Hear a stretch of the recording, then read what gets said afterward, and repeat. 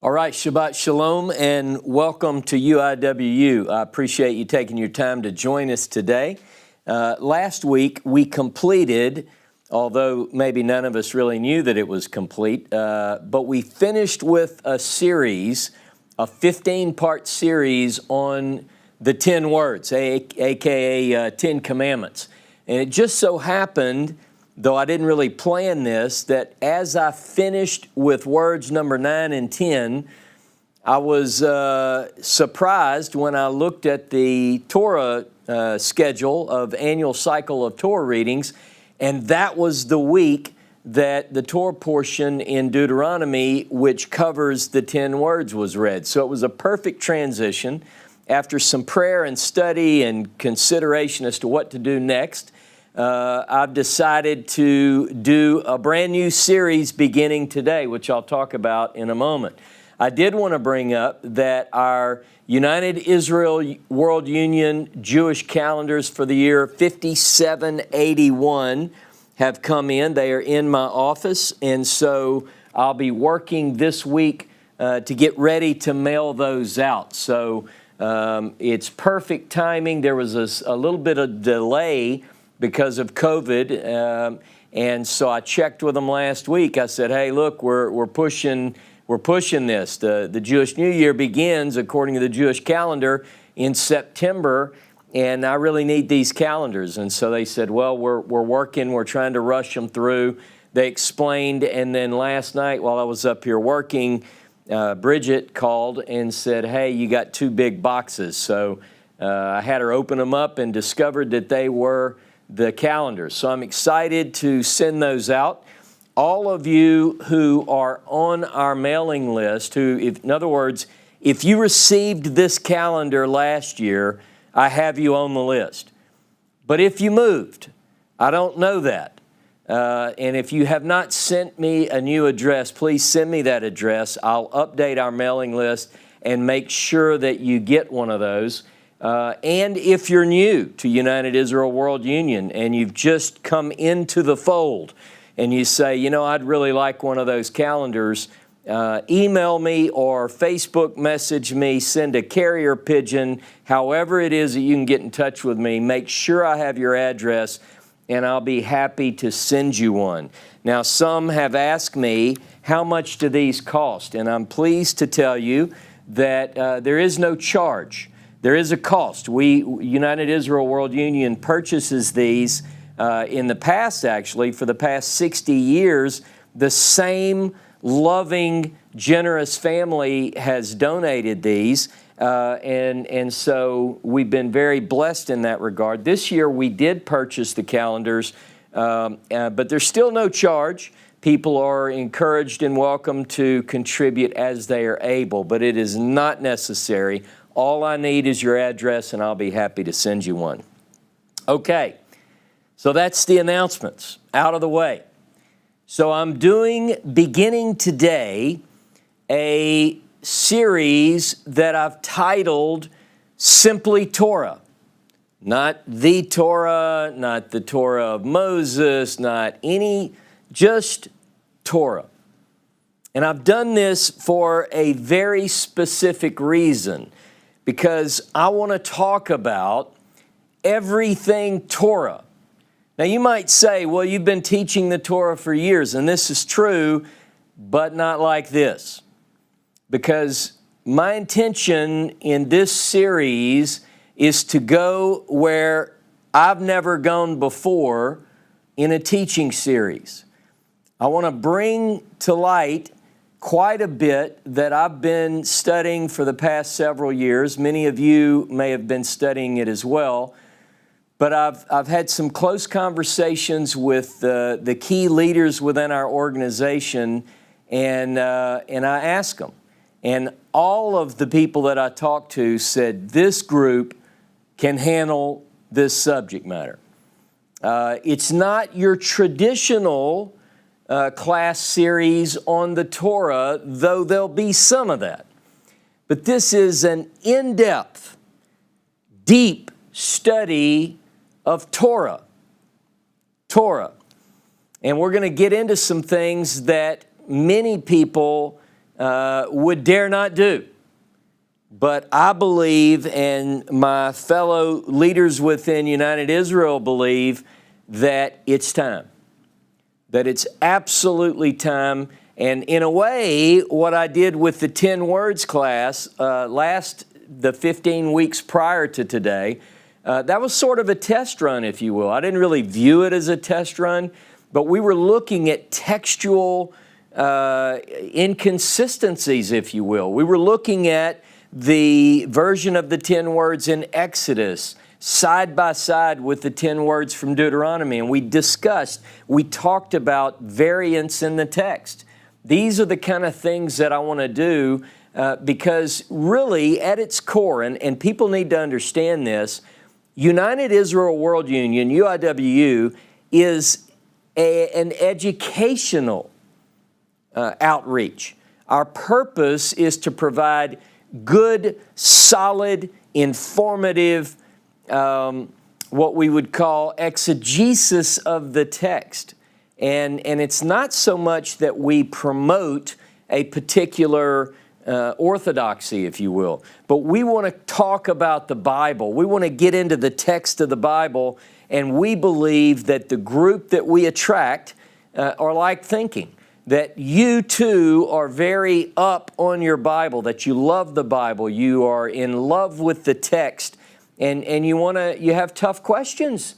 And a lot of people haven't answered your questions. And I believe, and James Tabor and Ralph Bunton and the Tylers and others in our organization, Timothy, I think all of us in the officer ranks, if you will, recognize that all of you are here because you're deep students of Scripture. So that's sort of an introduction to my class on Torah, or an introduction, preparing you for my introduction, I should say.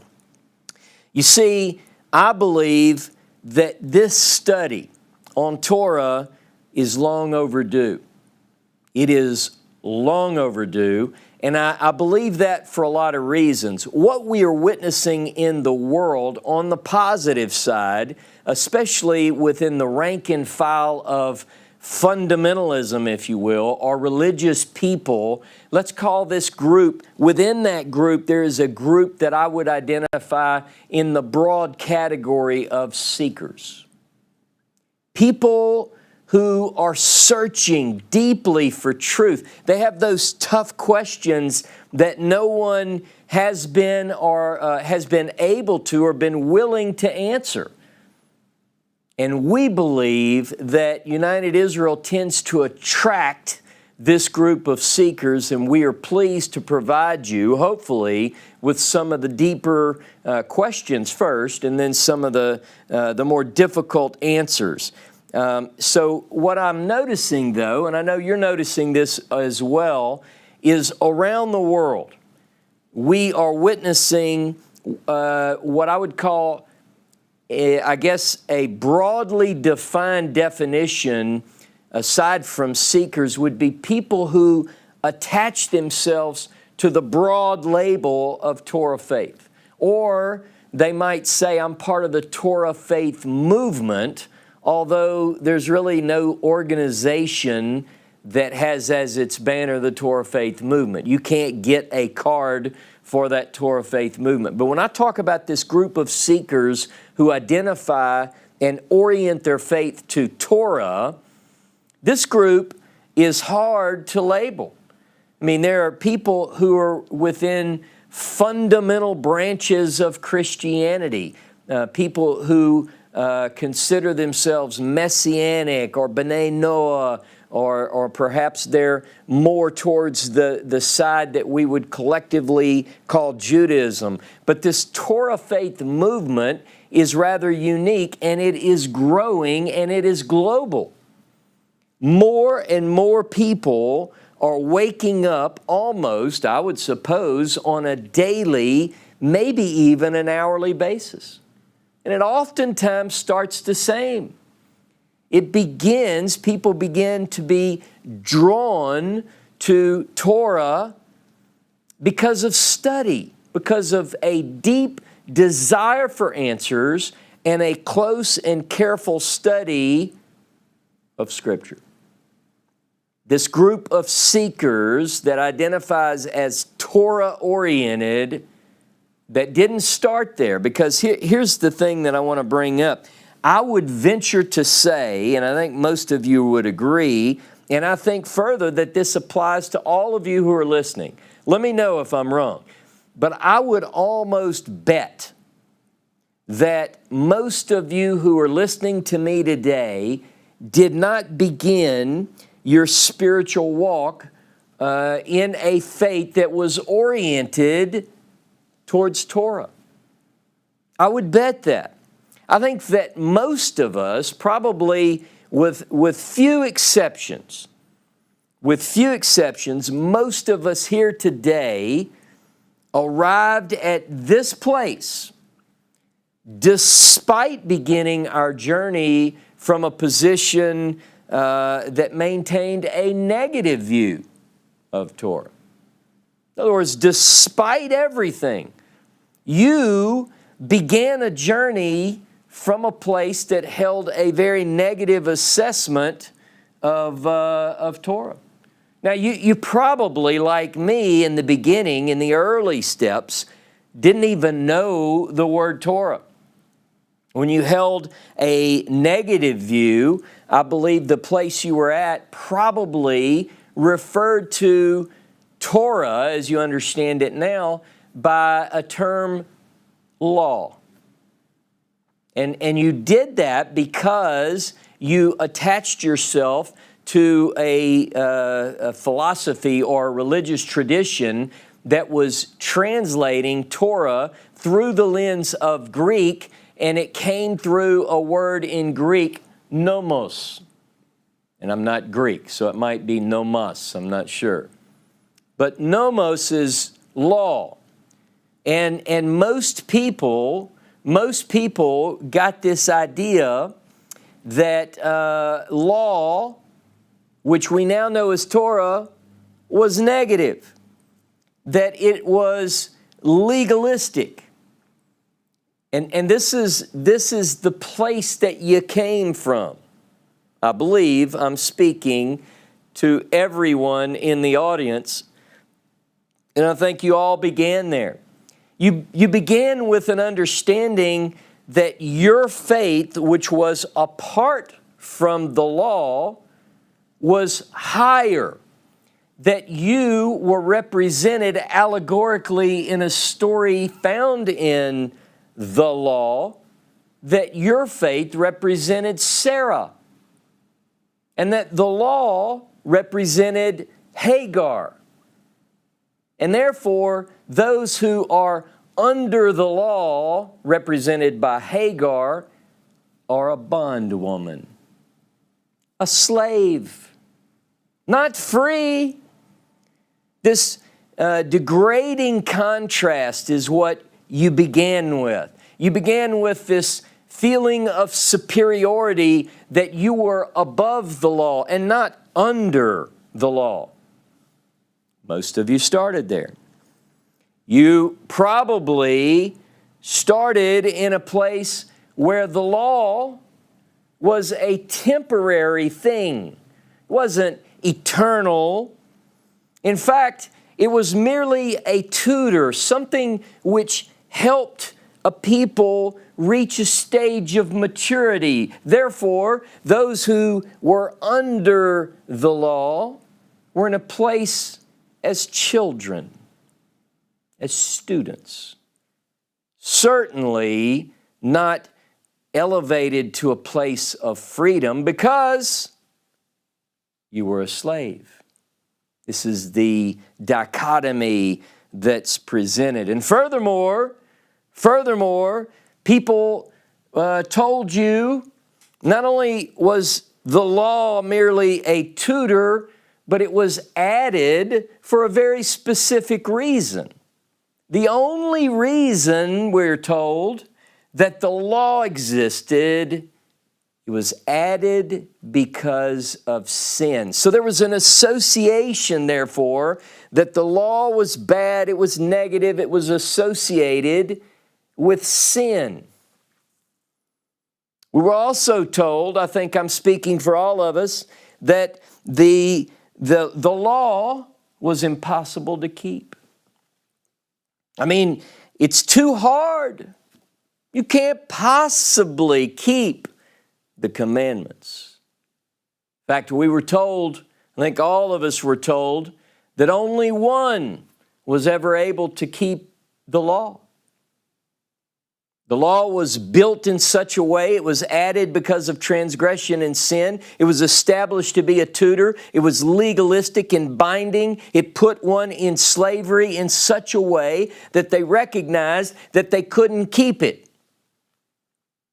And furthermore, if one tried to keep it, if one even so much as attempted to live their life in such a way as to keep the Torah, they were in many ways attempting to earn one's salvation. Now recognize that not everyone fits into all of these, because some began their journey within various groups who were Christian, and yet they held a positive estimation of the Torah. So I don't want to leave that group out. But I'm talking about, generally speaking, for the most part, most people who are in Torah now began from a place where Torah was in a negative assessment. In fact, we were also told that it didn't make anything perfect anyway. I mean, if there could be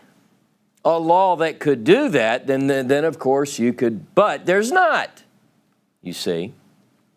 So it was presented in such a way as it didn't make anything perfect. In fact, it was not to be considered as a means of justification or righteousness.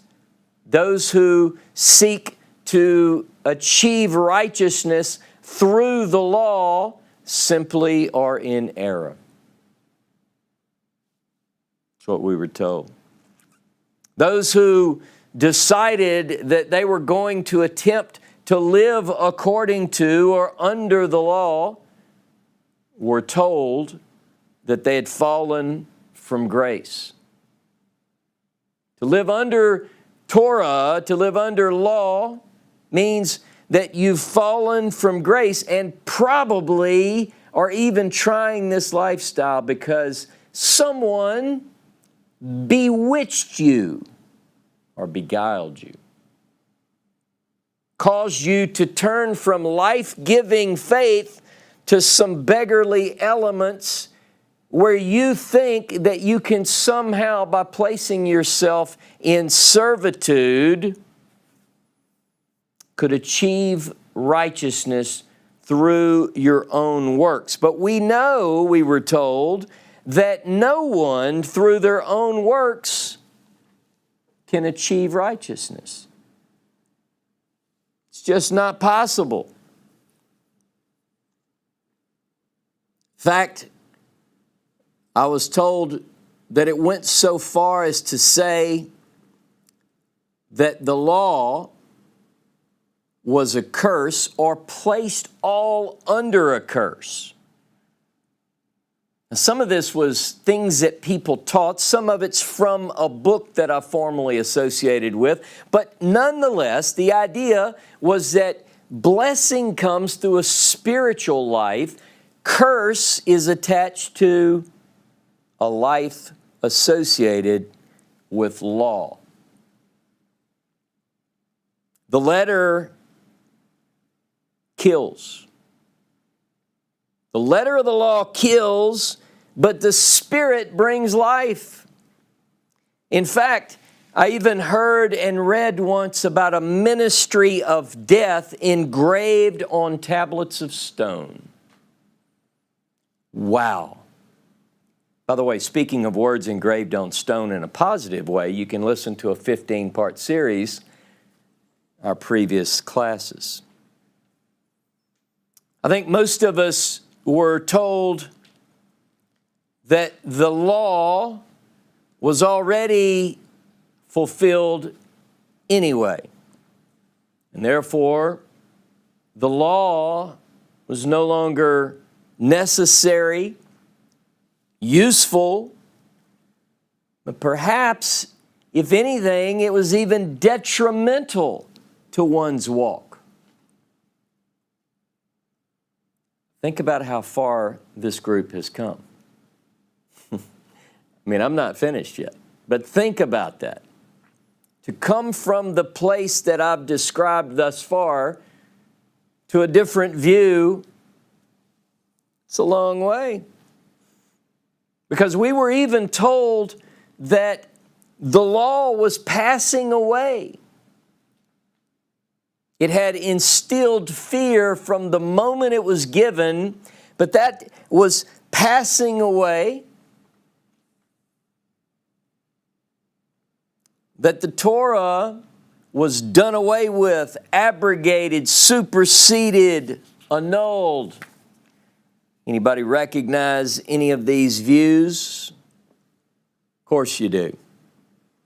There are many more.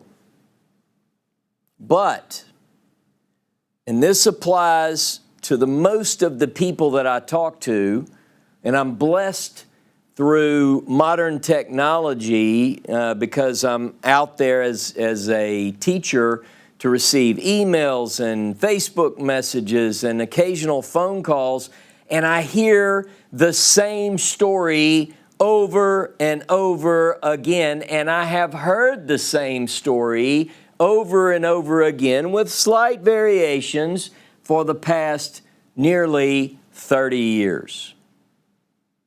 There are differences, of course, but quite often the story is the same. How do you go from a place where a very negative view of the law is instilled in you and you're a very firm participant in that viewpoint or that vantage point, and then all of a sudden something happens which is very similar case to case, and you have a very positive view. You know how it happens? Almost without exception, people read a book. That's all there is to it.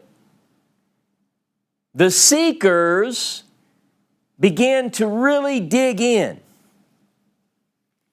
And they began to find that their fundamentalist views that they were drawing from what they defined as Scripture, holy, inspired, authoritative, inerrant Word of God, they found problems.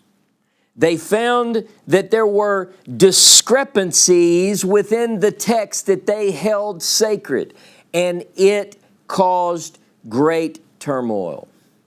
I think many of you can relate. A very troubling time, an internal struggle, if you will, would follow in almost every case.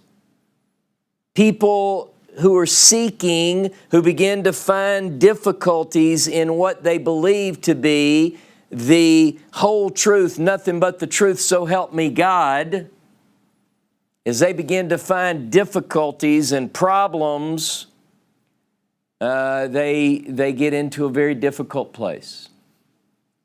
Not only internally, not only with themselves, but they begin to have difficulties within the family unit, sometimes between a husband and wife, sometimes within parents and children, sometimes within a couple and their parents or their extended family or their friends. People have lost friends because they struggled with the search. The ghost of inquisitions past still haunts the streets of the world. Now, I'm not even talking about anything beyond people who begin to find the truth. Now, you've heard my stand on this before. A lot of people who've come this way become attackers on those others that are searching, and I do not agree with that. I do not condone it. I think it is wrong, and I think it is evil. I think that we ought to be helpful. And I think that we ought to be sensitive to the people who have been in that place. Just like the Torah says, you know the heart of a stranger because you were a stranger. And I would bet that there are people listening to me today who've made this journey from a very negative assessment of Torah to or negative assessment of law to a positive assessment of Torah. And now they have become the inquisitors of the day. Your behavior is not condoned by me, whether that matters or not. We have to be thoughtful of those, and we ought to be helpful because, as the Torah said, you ought to know how they feel. But the internal struggle that it produces in people who've come this way causes them to question a lot. How can we reconcile what was our fundamentalist belief with the textual evidence? And most of us successfully navigated that stream. And what we did, I've talked to a lot of people, what we did was we said, well, that was not accurate because it was discrepant when I compared it with this, and I followed the earlier model and I went with that. And I believed, this is what most people tell me, I ultimately reached the place where I said, if anything disagrees with what was said here, it can't be right. The two, never the twain meet. They simply don't go together. What we began to learn in this process, was that the Torah was holy and just and good and relevant and in effect. We even began to embrace certain terms such as eternal, because we had heard that it was passing, that it was done away with, abrogated, superseded, and annulled. But we didn't see that when we did our study of Scripture. We began to see things that said that certain elements, for instance, Shabbat was eternal. And how could it be that something is eternal and then later it's said that it's no longer valid? How could that be? The two don't go. So if God says, this is the way most people thought about it. If God says something is eternal, I remember countless discussions with people where I would say, how long is Leolam? How long is forever? As we learned over the years, many of us, most of us, adopted more elements into our faith that we were more orienting towards Torah. We adopted Shabbat. We kept Shabbat as best we could. And we said, I'm a Torah observant person. I'm part of the Torah faith movement. I believe in the Torah. People are always saying, Torah, Torah, I'm Torah, I'm Torah. Many people adopted very soon into this journey the dietary rules. They quit, even though they were brought up in the South. Like me, they gave up Jimmy Dean sausage and bacon and all of those mainstays of Southern cuisine. Pork chops, crawfish, shrimp, crab, catfish fries. All of those things, people who were brought up in a culture that didn't even accept a positive view of Torah, gave up these things, and you ask them why. You're like, why would you not eat that? You know, the answer is almost always the same. Because the Bible says not to. And people would argue and they'd say, but you're not under the law. We're not under the law. We're free. This fundamentalist view is still there. But the seekers have moved. The seekers have searched and therefore found. How many times in Scripture does it say, those who search for me with all their heart and all their soul will find me? And you know how we know who it is who's searching? Because we recognize what they found. And it's not like you can look out and say, oh, it's not race. It's not really even denomination. I meet Baptists and Catholics and Pentecostals and, people from all faiths. People began to seek to follow the festivals outlined in Leviticus 23 and Deuteronomy 16 and elsewhere as best they can. You can't, most people don't make the pilgrimage festivals, which are required according to Torah, but they keep the festivals. They do like some of us do. They set up a tent in their yard during Sukkot, camp out for 7 days. Neighbors think they're crazy. They go out in their yard in their neighborhood on the new moons and they blow the horn, the shofar. Dogs in the neighborhood love this especially. They hold Passover Seders.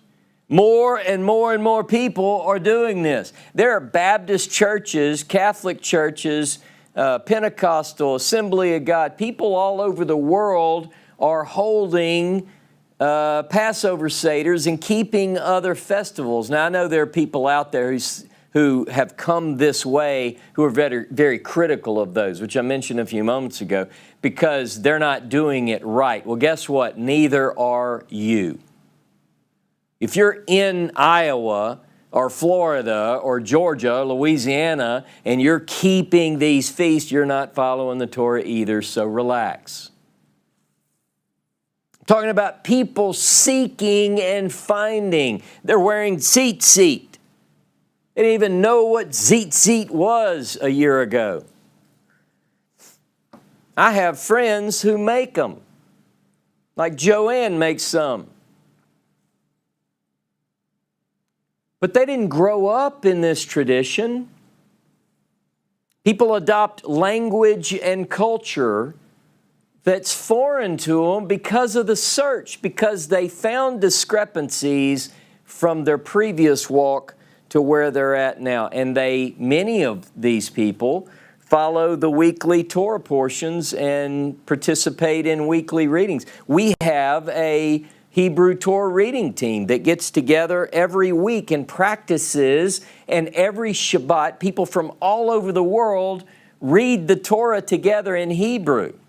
These people are from Australia and Singapore and Canada and the U.S. And I've been in Israel with friends from United Israel who are part of the Hebrew Torah reading team, and they'll get up at 3 in the morning.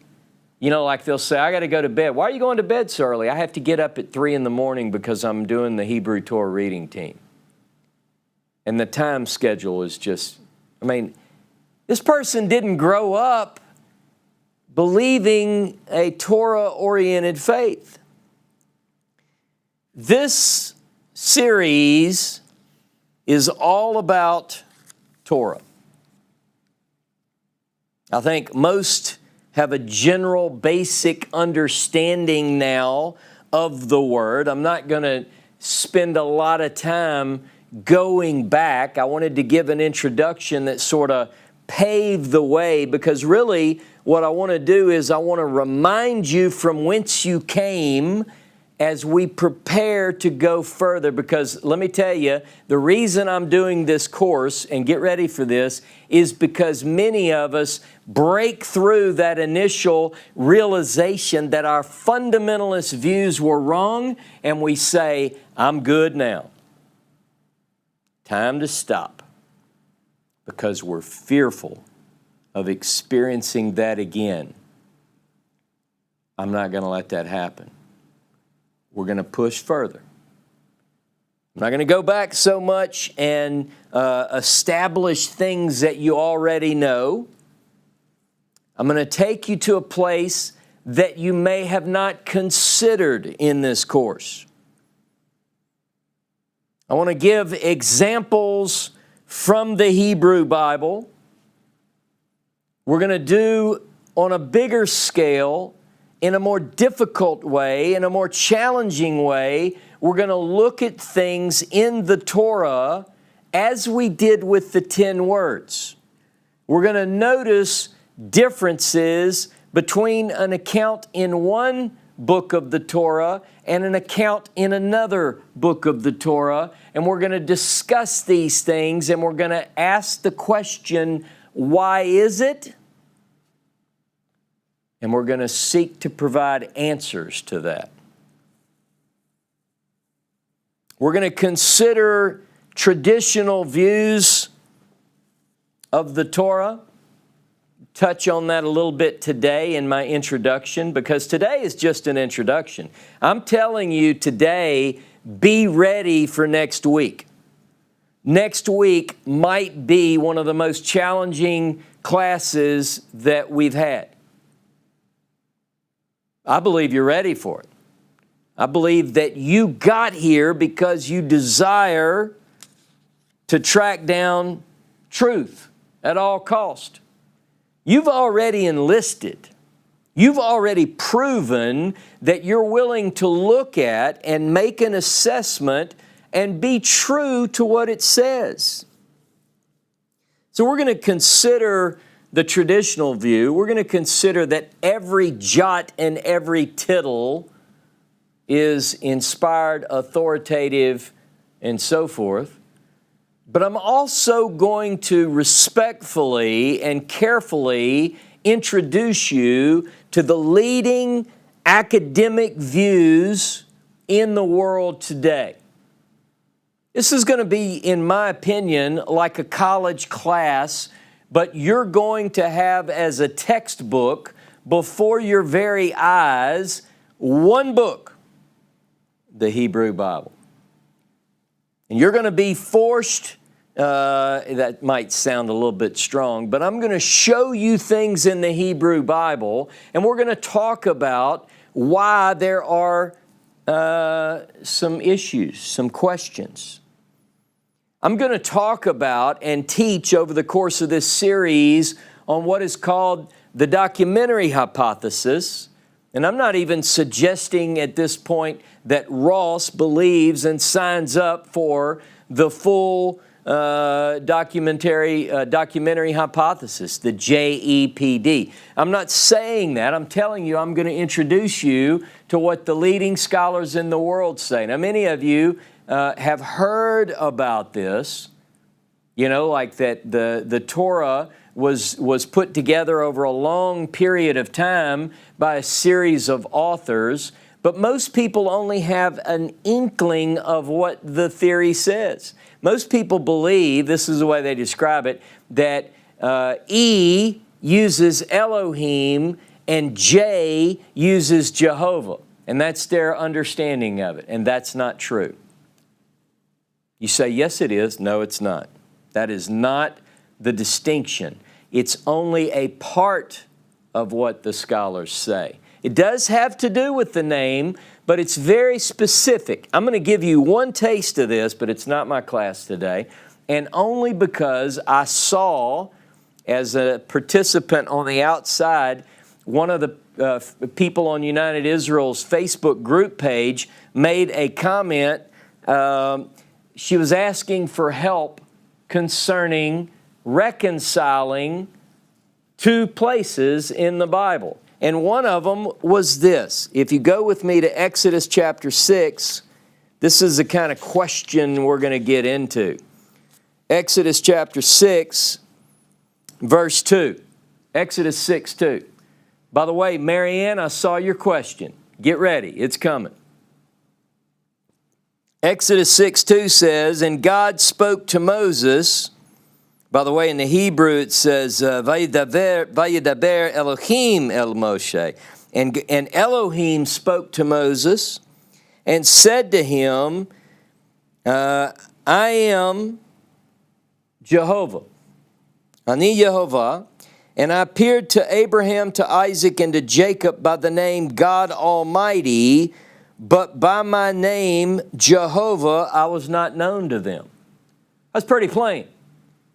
Pretty plain. It says, hey, Abraham, I am Jehovah, but they didn't know me as, hey, Moses, I'm Jehovah, but the forefathers didn't know me as Jehovah. They knew me as El Shaddai. Now, what Marianne saw is what many other people saw. She goes back in the Bible and she finds place after place after place where it says, and Jehovah spoke to Abraham, and Jehovah this and Jehovah that. In fact, go with me to Genesis chapter 4 and verse 6. Genesis chapter 4 and verse 26. Then men began to call upon the name of Jehovah. Genesis chapter 4 verse 26 says that, I'm talking in the days of Seth, people called on the name of Jehovah, and Exodus chapter 6 verse 2 says they didn't know it. Now you will be blown away at the answers that are given by the fundamentalist. Because what does a fundamentalist want to do? They are maintaining the position that most of us maintained 10, 20, 30 years ago. That I have the truth, the whole truth, nothing but the truth, so help me God, and my way is the right way, and I'm not listening. And so they come up with all sorts of things. It's called apologetics. It is the art of where people will go to substantiate their view, even in the face of difficulties presented by the text themselves. So how is it that Exodus chapter 6 and verse 2 says that God wasn't known by the name Jehovah by the forefathers, but he was called El Shaddai? Well, listen, this has to do with part of what the documentary hypothesis covers. We'll talk about that later, not now. We're going to get into textual criticism, not skepticism. I want you to get this difference. We are going to look critically at the text. We're going to talk about, are there variant readings in this particular text, and what are those readings? One of the things that I want to draw attention to is, just like we did with the 10 words where we're comparing this text with that text, I want to look closely at those variant readings. I want to look at why is it that in one place in the Torah it says that it was God's idea to send spies into the land, and in another text it doesn't say that at all. It says rather not that God's idea, but it says that the people approached Moses. Which one is it? Now again, the fundamentalist will pull the two together, conflate them, and come up with a story. I want to look at this and be honest to Moses. I want to be honest in everything that I do and I teach. I want to take a close and careful examination of the text. We're going to be respectful. We're going to be guided by a reverence for heaven, but we're not going to hold back. We're going to look at things in honesty. We just did a 15-part series on the 10 words. Don't you think we ought to be honest in our assessment of the Scriptures? I think we should. By the way, I'm a fundamentalist, but I'm an informed fundamentalist. And you are too. And you will be even more so if you choose to accept the mission that I'm presenting to you, if you choose to participate in this study. Now look, for some this is too much. People say, look, I'm happy. I already went through difficulties to get here. I don't want to look at any more issues. Leave me be. But I have a commitment. I have basically made an oath that I'm going to find the truth no matter what. I don't care what it is.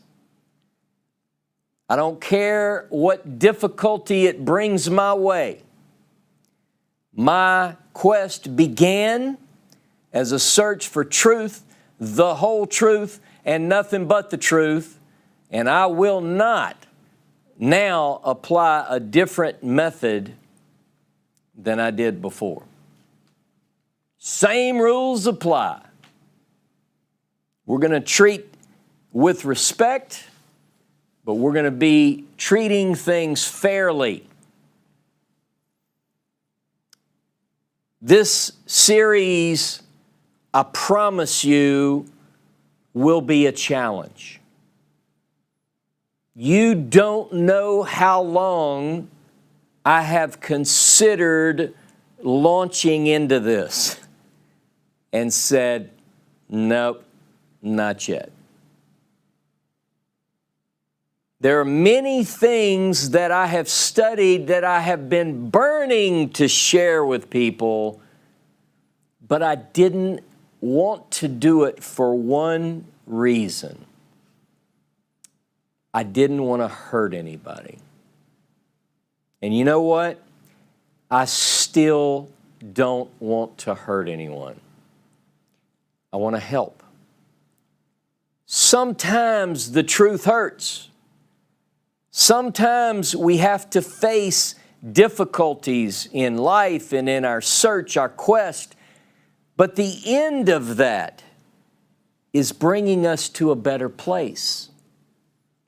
It's my job as a teacher to teach. I have to create before you the idea. In order to bring you to a new place, what I have to do is present a vision of a better place. I have to show you that you've already done this before. I have to convince you that the new goal is achievable. These are all these things I learned in leadership over the years. But it wasn't for the military. It wasn't for industry that I learned these things. God was preparing me for a role as a teacher, I think. I think that's the only reason I've ever learned anything. I don't want to hurt you, and I'm going to be respectful. I'm not going to just, you've already heard how I say, don't mistreat people who are coming from where you were, so I'm going to be the same thoughtful person as I present new material now. Every one of you have successfully navigated a very difficult, challenging, and trying of your faith. You know how I know that? Because if it were not so, you would not be listening to me today. I have one person in this room with me now. One. Camera's zoomed in tight. I sometimes pack the house with 4 people in the flesh. People are logging in from around the world. We draw a larger audience from around the world, but we are a drop in the bucket. People in this town know me. They know I study the Bible. They know that I go to Israel all the time. They know that this is what I live, eat, breathe. But they don't come here. You know why? They're scared. They don't care what I know because whatever it is pulled me out of where they're at. In their view, I have fallen from grace. I've fallen away. So I have a question for you today in my introduction. Have we all traded one form of fundamentalism for another? Have we simply moved our fundamentalist view from a Greek text to a Hebrew one? Have we simply moved from one book to the other but brought with us all the baggage from our previous journey? Have we made assumptions imposing non-biblical views on the text? Have we said that the Torah is something it is not? Do we hold views from the fundamentalists that we now look to? Have we taken on their views now? Have we traded our preachers' views for our rabbis' views, to put it plainly? Look, this is going to be a challenge. I almost didn't do it. But I know that if we do this together, we will refine our understanding to a new place. We will be more oriented towards the search for truth that we set out on.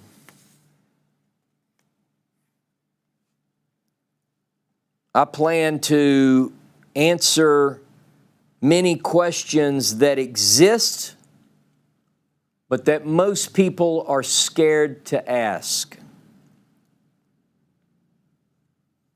And I'm going to be honest to Moses. I'm going to be answering questions that people are afraid to ask, and even more are afraid to answer.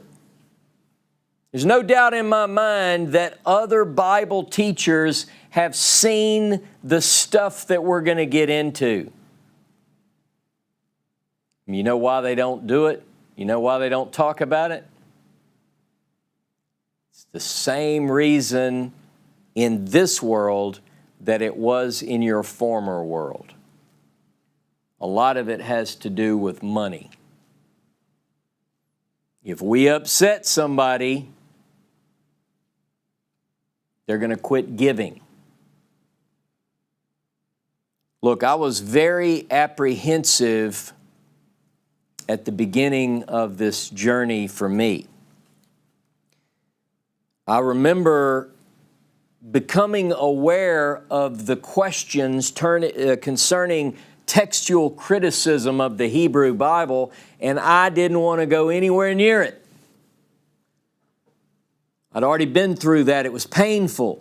I didn't want to. Here's what I thought. Oh my goodness, what if I discover similar things that I saw there in my former walk? I don't want to do it. I can't do it. I'm not able to do it. That was my original thinking. And then I said, wait a minute.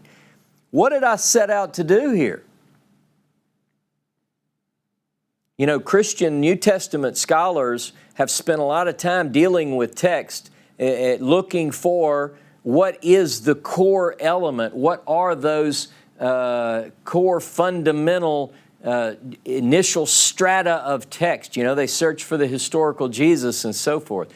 What a lot of people, these fundamentalists do, they look at their former walk and they say, I don't have anything to do with that. That was proven wrong and I'm nothing of value there at all. I'm gone, throw it away. They move to the Hebrew Bible and they become the hardcore fundamentalists that they were, but they've got a new position now. And now they look at the same thing or the same way, but a different thing. And what I'm suggesting and what I'm telling you that I decided to do was to look at with the same focus, look at the Hebrew Bible like I did the other. I was scared at first, I'll be honest. What if I found problems? I mean, where do you stop? I've even had good friends say, don't go there, don't go there, don't you bring people there. Well, I had a choice before me. I had a decision to make.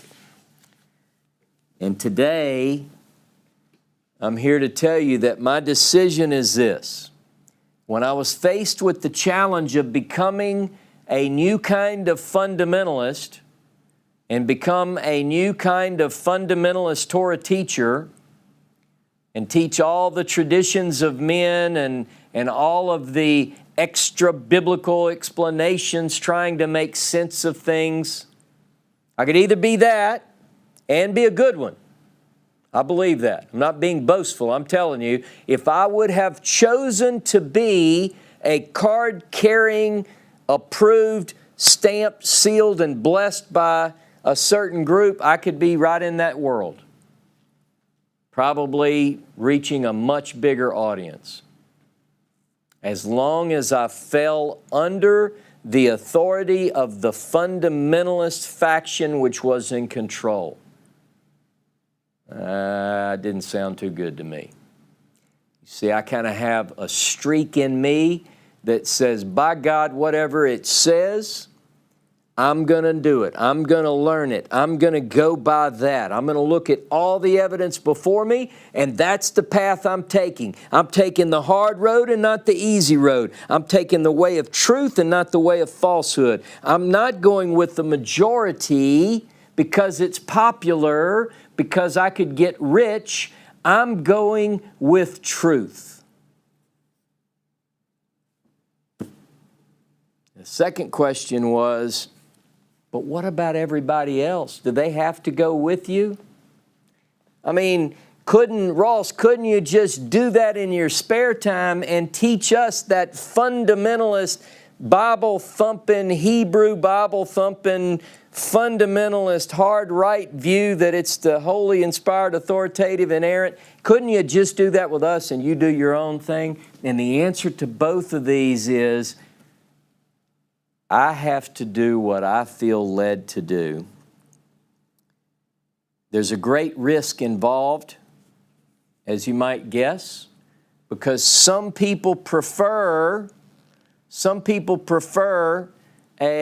fundamentalist view.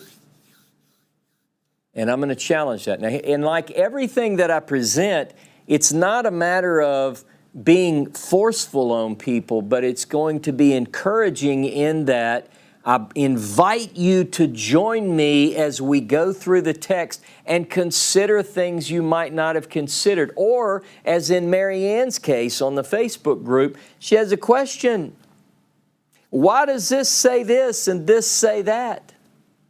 There could be a perfect answer that justifies and validates both. Or maybe not. You see, I'm obligated to share truth as I understand it, and I'm driven to do this. My faith is stronger now, and I believe more refined to, let's call it, biblical truth than it was. And I believe that should you stay with me in this journey, yours will be as well. As we work through the study, we will correct misinformation, we'll refine our understanding, we're going to face difficult questions, and we're going to reach some sound conclusions. So if anyone is still with me, I've got to go through a few passages to set up for next week. The Hebrew word Torah occurs more than 200 times in the Hebrew Bible. 214 verses to be exact, in all of its forms. Torah, 214 verses, 54 of which occur in the Torah alone. It does not mean law. Torah does not mean law. The Hebrew, more accurately defined, means teaching, instruction, direction. It's based upon the Hebrew root verb yara, yod resh he, and it means basically to throw, to shoot, or to point. Yara. Yara means to throw, to shoot, to point. Every time you see it being used, it has to do with direction. Like if I throw something, I'm aiming, hopefully, right? If I intend to hit something and I throw, I'm aiming. If I shoot a bow and arrow in the biblical case, or a gun in my case, like this, like my Masada pistol made in Israel, if I do that, the idea is that I aim. That's the idea. It deals with direction. And so Torah means direction. The Hebrew word for teacher, by the way, is moreh, and moreh is it's tied to that root. It's built off of that root, yara. Let me give you an example. Go with me to Leviticus 10, verse 11. Leviticus 10:11, just so you kind of get an idea of a form of this word. 10:11 says, let me find the beginning of the verse in Hebrew. That you may teach the children of Israel all the statutes which Jehovah has spoken to them by the hand of Moses. That word teach begins ul-horot. Ul-horot, it's from the root word yara, and to teach. In other words, this group is being told that you are to provide direction for the children of Israel.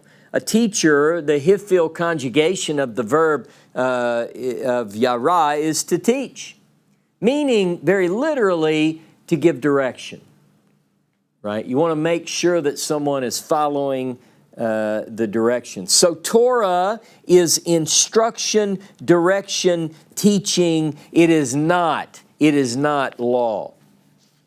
It's used in several ways. Quickly, look with me to Leviticus chapter 6. Torah is used in a variety of ways. Leviticus chapter 6 and verse 7 says, V'zot Torot HaMincha. This is the Torah of the mincha. The meal offering is usually the way that's translated. So, but you see when I say Zot Torat, that people say, wait a minute, that's a different word. That's not Torah. No, when you see the tav ending, Torat, it means Torah of. It's in the construct state. So it's the word Torah. This is the Torah of the mincha, the meal offering. Look at chapter 7, verse 1. I'm going to show you that there are different Torahs. 7, verse 1. And this, V'zot Torat ha'asham. This is the Torah of the asham, which is usually translated as a guilt offering. But see, these are different Torot. This is a different Torah. A Torah of this, a Torah of that. These Torah is used in the Torah quite often to indicate a specific Torah. You follow that? There are specific Torot that deal with instructions pertaining to something very specific. So for instance, in Numbers chapter 6, verse 21, it says, this is the Torah of the Nazir, the Nazirite. You go, well, which Torah is it? Well, I'm talking to you today about the Torah of the Nazir. You go, but I thought the Torah was about the Asham. Yeah, well, there's a Torah about the Asham too. You see, the use is that there are specific Torot. There are many, many, many other examples of this. So, but besides these very specific references, these Torot, look with me. I'm going to go through some Psalms because I want you to be ready for next week. Go to Psalm 1. I'm going to go through these pretty quickly. Psalm 1. Blessed is the man who does not walk in the counsel of the wicked, nor stands in the way of sinners, nor sits in the seat of scorners, but his delight is in the Torah of the Lord. His delight is in the Torah of Jehovah. And in his Torah, he meditates day and night. Now look, I don't believe this is talking about the Torah of the Nazir necessarily, or a specific Torah. This is referring to something else. We're talking about, blessed is the man who has his delight in the Torah of Jehovah. What is the Torah of Jehovah? These are some of the questions we're going to get into. Look at chapter 19, Psalm 19. Psalm 19, and verse 7, verse 8 in the Hebrew. The Torah of Jehovah is perfect or complete. Torah Jehovah tamimah. The Torah of Jehovah is perfect, restoring the soul. Go to Psalm 78. I just have a few of these marked down. I want to kind of build this up. Psalm 78 and verse 1. Psalm 78, 1. Give ear, O my people, to my Torah. What are we talking about here? My Torah. The reason I'm talking this course or teaching this course on Torah and being very general and using one word is because we're going to get into questions like, is the Torah of Jehovah the same as the Torah of Moses? Is there a different Torah? Are we talking about a single document? And so forth and so on. Look with me to Psalm 94. Psalm 94. Psalm 94. And verse 12. Blessed is the man whom you dost chasten, O Jehovah, and teach him out of your Torah. Again, what is the Torah of the Lord? Now go with me to the longest psalm, to Psalm 119. This psalm, as many of you know, is an acrostic. An acrostic, meaning that there are 22 stanzas with 8 verses each. And each of the stanzas contains 8 verses, all beginning with the subsequent letter of the Hebrew alphabet. So verses 1 through 8 begin, every first line of every verse begins with letter Aleph. And you go to the second stanza, and it's Beit. And there are 8 verses that all begin with Beit. Look at this in a Hebrew Bible. It's absolutely beautiful. So I want to it's about the Torah. Read this all in your own time. I'm just going to go through and pick out a few verses. Psalm 119:1. Happy are those whose way is blameless, who walk in the Torah of Jehovah. Look at verse 18. The Torah of Jehovah, by the way. Pay close attention to this. In Hebrew, Gale nai vavita niflot mitoateka. Open my eyes that I may look for wonderful things out of your Torah. Psalm 119:18. Look at verse 29. Remove from me the way of falsehood and graciously bestow thy Torah upon me. Look at verse 34. Verse 44. Verse 44. And I will walk at liberty. So shall I keep your Torah continually forever and ever. And I will walk at liberty, for I seek your precepts. 51, verse 51.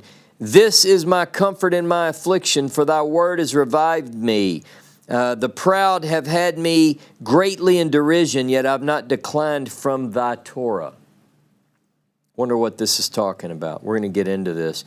53, horror has taken hold of me because of the wicked who forsake your Torah. Verse 55, I have remembered your name, O Jehovah, in the night and have kept your Torah. Verse 61, I made haste and delayed not to keep thy commandments. Bands of wicked men have robbed me, but I have not forgotten thy Torah. 70, verse 70, the heart is gross like fat, but I delight in thy Torah. Verse 72, the Torah of thy mouth is better to me than thousands of gold and silver. I'm not going to read all these. I still have about 15, just in Psalm 119. Do a search. Look up Torah and do a search. What I'm suggesting is that something here seems to be referring to something quite specific, but it's not the same as what we saw perhaps in the Torah of the leper or the Torah of the Asham or the Torah of... This seems to refer to something else. Now, what is it? What about this? Go with me to Isaiah chapter 2. Isaiah chapter 2. Same text basically, a couple of textual variants, but the same basic text is in Micah 4. It's interesting that they don't agree, that there are differences between Isaiah 2 and Micah 4. But Isaiah chapter 2, verse 2.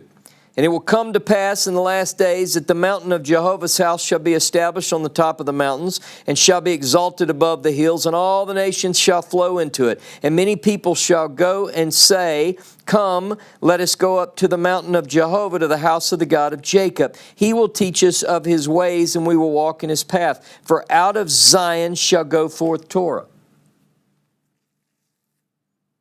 Isaiah 8, verse 16 through 20, I'm just going to hit these quickly, talks about a time in which there is darkness and gloominess in the earth, and people will, those who are seeking, what are they going to do? Look to the Torah and the testimony.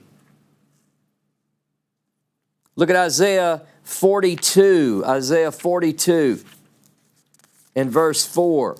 Isaiah 42 and verse 4. Now this is talking about the servant. This is one of the servant songs. Isaiah 42 verse 4. He shall not fail nor be discouraged till he have set judgment in the earth, and the isles shall wait for his Torah. What's the Torah of the servant? Or who is his? Who is his in this particular passage? Look down at verse 21. Isaiah 42, look at verse 21. The Lord Jehovah was well pleased for his righteousness' sake to magnify Torah. Yigdil Torah, and to make it glorious. Look at Isaiah 51. Isaiah 51 in verse 4. Hearken to me, O my people, and give ear to me, O my nation, for Torah shall proceed from me, and I will make my judgment suddenly for a light of the peoples. Torah is going forth. Look at verse 7 of Isaiah 51. Hearken to me, you that know righteousness, the people in whose heart is my Torah. Torah in the heart? What does that look like? I don't know, but let's look at this. I'm going to hit a couple of these quickly. Go with me to Psalm 37. Psalm 37 and verse 31. Let's look at a couple of passages about a Torah in the heart. 37 verse 31. The Torah of his God is in his heart. None of his steps shall falter. While we're right here, look at Psalm 40. Psalm 40 and verse 9. I delight to do thy will, O my God, and thy Torah is within my heart. Jeremiah 31 through 34 talks about, Behold, days are coming, saith the Lord, when I will make a new covenant with the house of Israel and the house of Judah, not like the covenant that I made with their fathers when I took them by the hand to bring them out of the land of Egypt, which my covenant they broke, though I was a husband to them. But this is the covenant that I will make with them after those days. I will put my Torah in their heart. That passage deals with somehow an internalization of the Torah. The question is, what is the Torah? And not everyone accepted the Torah. Let's look at a couple more passages. Go with me to the book of Amos. The book of Amos, chapter 2. Amos chapter 2 and verse 4. Thus says Jehovah, for 3 transgressions of Judah I will turn away his punishment, but for the 4th I will not turn away his punishment, because they have despised the Torah of Jehovah, and have not kept his commandments, and their lies after which their fathers have walked have led them astray. I will send a fire upon Judah, and it shall devour the palaces of Jerusalem.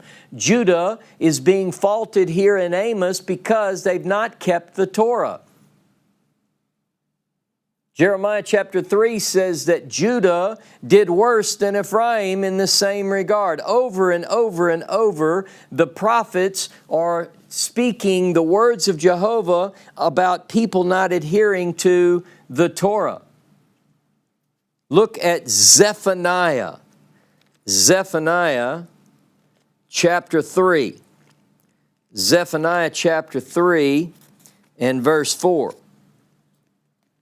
Her prophets are worthless, treacherous persons. Her priests have polluted the sanctuary, and they have violently perverted Torah. I mean, it doesn't get any deeper than that. Jeremiah 8:8 is another text. We'll deal with this in another class, but it says, it says very specifically, why do we say that we are wise and the Torah of the Lord is with us when the lying pen of the scribes has made it into a lie? Look, this is a tough passage. People love to try to explain this away. It's not going away easily. It requires careful study and consideration. Why would Jeremiah say that? Why did Amos say what he said? Why did Zephaniah say what he said about this group of people who are supposed to be in charge violently perverting the Torah, if this is not an issue? Hosea tells us that those who handle the law don't even know it.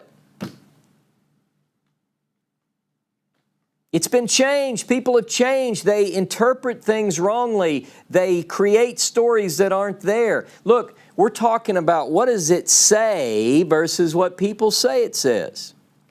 Look at Zechariah 7 and verse 12. Zechariah 7:12. Let's go to verse 11. But they refused to hearken and turned a stubborn shoulder and stopped their ears that they should not hear, and they made their hearts an adamant stone lest they should hear the Torah and the words which Jehovah of hosts has sent in His Spirit by the former prophets. Therefore a great anger came from the Lord of hosts. Go to Malachi. Malachi 4:4, or in Hebrew 3:22. Malachi 4:4, or in Hebrew 3:22. Remember the Torah of Moses, my servant, which I commanded him in Horeb for all Israel, both statutes and judgments. Remember the Torah of Moses, my servant, which I commanded him in Horeb concerning all Israel, statutes and judgments. What is the Torah of Moses? What is the Torah of Moses? We've talked about a Torah of the Asham. We've talked about a Torah of the Nazir. We've talked about a Torah of Jehovah. We talk about the Torah of Moses. Are all of these the same? Are they all found together? These are questions that I want to talk about in the course that I plan to present. Go with me to Deuteronomy 33. Deuteronomy 33 and verse 4.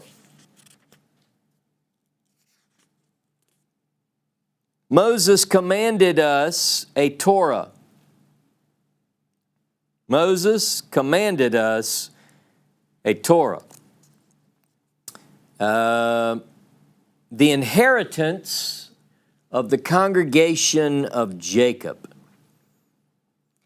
Torah tziva lanu Moshe. I want to know, what was the Torah that Moses commanded us? What was it? There's a fundamentalist view. There's a fundamentalist view, and this is it.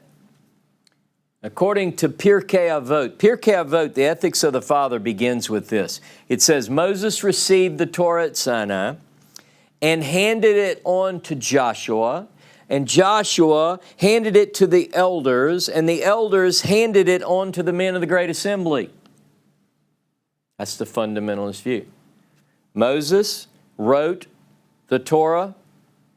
by which they mean the 5 books, Genesis 1:1 through Deuteronomy 34:12. He gave it to Joshua, Joshua to the elders, elders to the prophets, prophets handed it on to the men of the great assembly, men of the great assembly, now the rabbis, and that's where you go in an unbroken chain to put you back at Sinai is what is being taught.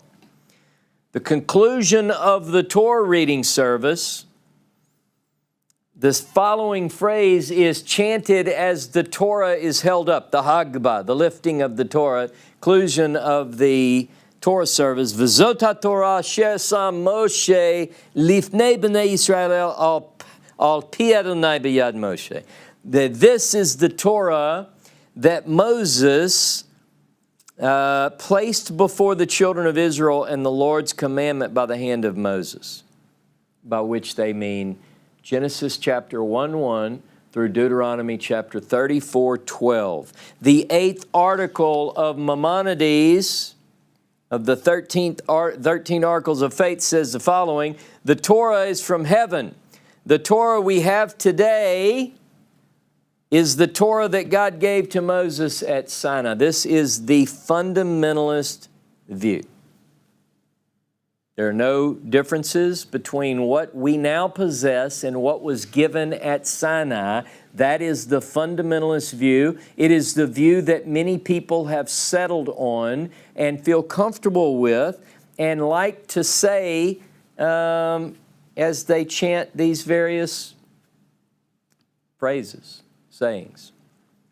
The Talmud in Baba Batra 14b says, Moses wrote his own book, i.e. the Torah. Every letter.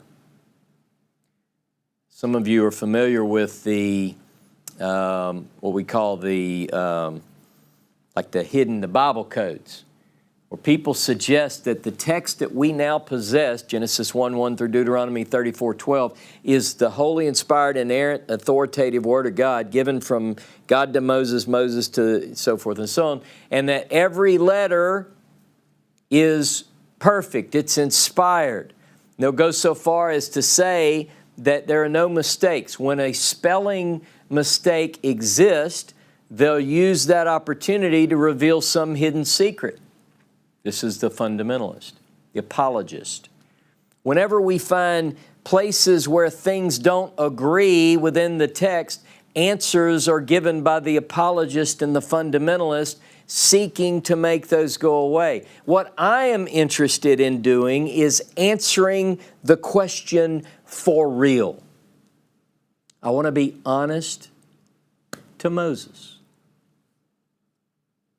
Question I have as I prepare you for next week's class, I want everybody there. Don't back out on me now. This is going to be informative, and I want you to answer this. Answer this. Think about it. What did Moses write? Now, we know what the fundamentalists say, but is that supported by the Bible itself? What did Moses write, and what did he not write? Now, when I get to the part about what did he not write, I'm not suggesting that those portions aren't inspired. I'm not going to talk about that. What I'm going to talk about is, let's first determine what did Moses write and what did he not write. And can we tell the difference? And I'm going to tell you now, yes, we can. You will be amazed. Should you choose to continue on this journey with me, I'm going to show you various voices and hands within the text of the Torah that are not Moses's. There, I said it. It's obvious. It's as clear as day.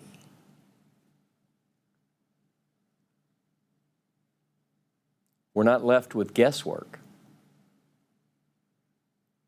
You'll be able to detect the true words of Moses within the text that he wrote. Questions that I also have before you: what is the perfect Torah? What is the perfect Torah that can revive the soul? What is the Torah that the isles wait for? What is the Torah that will go forth from Zion? What is the portion of the Torah which is eternal? By the way, where is the Urim and the Tumim? Anybody know? What about the Ark of the Covenant?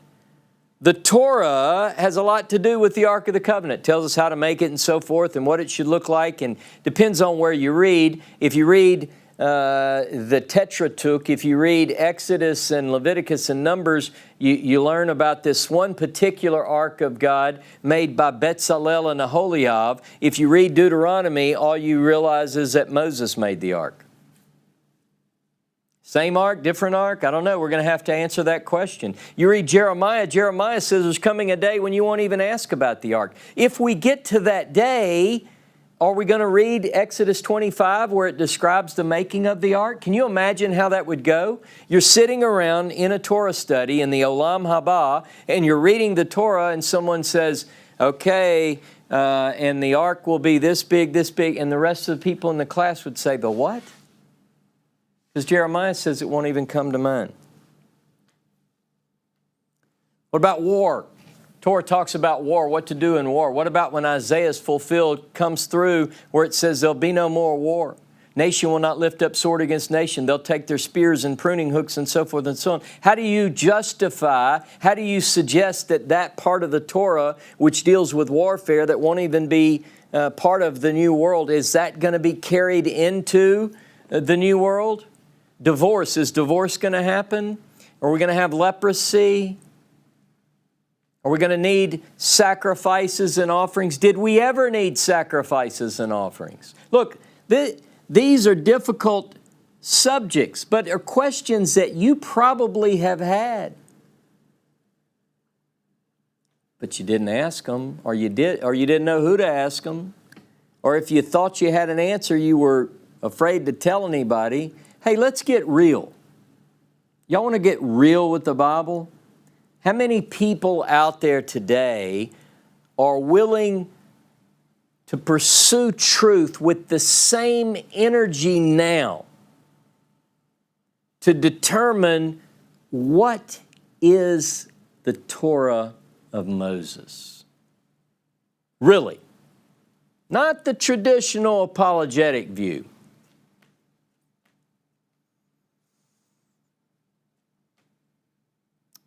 There will be a lot of questions that we will ask and a lot of answers that will be given in this class, because the goal, again, I don't want anyone to be hurt or offended.